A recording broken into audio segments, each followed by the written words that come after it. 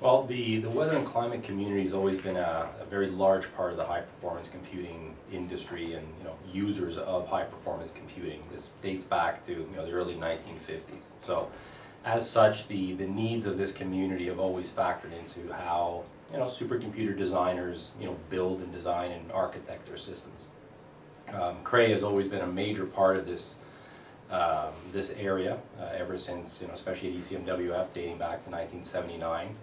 And so it's always been part of our heritage and continues to be a very large part of what we do. Well, we design systems for scalability. So if you sort of match the application demands of weather and climate users, which need to run models of appropriate spatial and temporal scale, combined with sort of increasing complexity, resolution, and basically problem size, what that means is the computing demands are increasing quite dramatically. So we build systems they're specifically designed to handle those types of computing needs and storage needs. So as such, I mean, one of the main sort of drivers of what we do is a system level perspective where all the sum of the parts need to be working appropriately in order to deliver the necessary performance. Well, it's extremely important. I mean, it's certainly an area that's been growing over time. If you look at just the rate of increase in observational data, especially satellite data, has just been exploding over the last decade, and continues to show no signs of slowing down. So as such, just the sort of simple data movement of moving information in and out of the machine is one of the most critical components of the overall system architecture.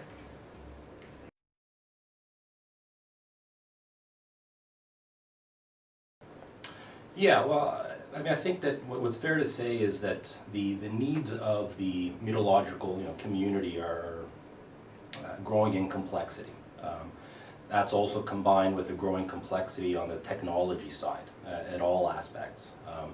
And so I think there's a greater need of cooperation, whether you call it co-design or just simple collaboration, that is really quite necessary to address the requirements of the community.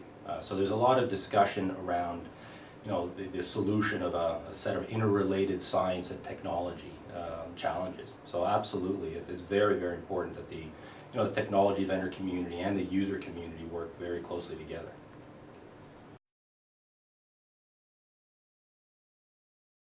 So Cray has always been involved in scalability. So I guess that it's fair to say that scalability, the definition of scalability has evolved over time. 20 years ago, maybe scalability was defined in hundreds or maybe thousands. Now scalability is defined by tens of thousands or hundreds of thousands. So again, it's absolutely critical that the systems are able to scale up. As microprocessor speeds are slowing down and you have to run models with more and more processing cores, unless you're able to scale, you simply cannot meet the science requirements. So that's scalability as a sort of a general concept is central to everything that we do.